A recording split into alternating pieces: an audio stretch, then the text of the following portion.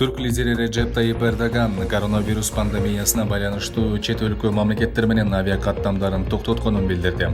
Жума күндөгү маалымат боюнча өлкөдө бир суткада вирус жуктургандар 2000ден ашып, бейтаптардын жалпы саны 5698ге жетти.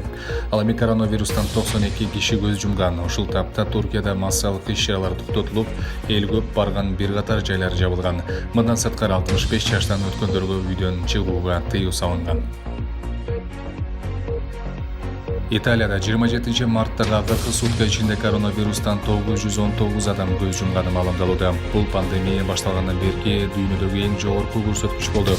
Ал эми Испанияда 40 сутканын ичинде 773 адам коронавирустан көз жумду. Эки өлкөдө тең күнүгө миңдеген адамдар илдетти жуктурушуп, абал болуп көрбөгөндөй оор болуп жаткан кез.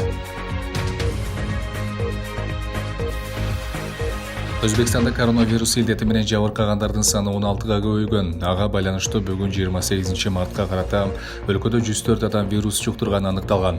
Жаңы вирус менен катталгандардын басымдуу бөлүгү чет өлкөдөн учуп келген. Алар 26 март күнү Москвадан чартердик каттам менен Ташкентке учуп келип, карантинге алынган 6 жаран, Стамбул-Ташкент каттамы менен учуп келген 7 жаран жана алар менен байланыштуу болгон 3 жаран. Ошондой эле бир эркек вирустан каза болгону айтылат. Эске салсак, 27 март күнү Өзбекстанда коронавирус илдетин жуктурган алгачкы жаран каза болгон. Коронавирустун дүйнөгө таралышынын очогу болгон Кытайдын Ухань шаарында 28 мартта кадимки жай турмуш калыбына түшүп келе жатат. Бул тууралуу жергиликтүү басылмалар жазып чыкты. Учурда бийлик локдаунду алып салды, бирок шаар тургундарын коомдук унаалардын кызматтарын зарыл учурларда гана колдонууга чакырды.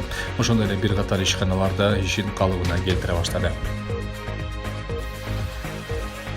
Айрым дүң соодагерлер кампаларга жете албай, сатыкка чыгаруу үчүн товарларын алып кете албай жатканын айтышууда.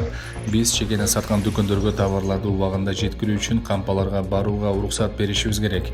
Бул тууралуу премьер-министр Мухаммедкалый Абылгазиев шаар коменданты Алмаз Оразалиев менен жолугушуусунда айтты. Комендатуранын жана кээ бир мамлекеттик органдардын ишинде системалуу айрым бир кемчиликтер бар. Аларды мүмкүн болушунча ыкчам четтетүү керек, деди Абылгазиев.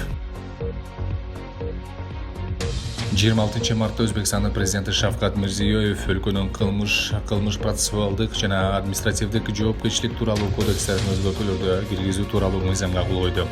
Ага ылайык карантинди бузгандар 10 жылга чейин эркинен ажыратылышы мүмкүн. Мындан тышкары карантин эрежелерин бузуп, элдин жапырт түрдө ооруга чалдыгышына же ууланышына себепчи болгон адамдар 5 жылга чейин камакка алынат.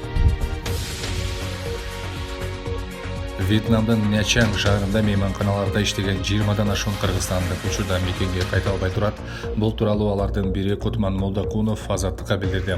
Анын айтымында алар иштеген мейманканалар коронавируска байланыштуу жабылып, ишсиз калышкан.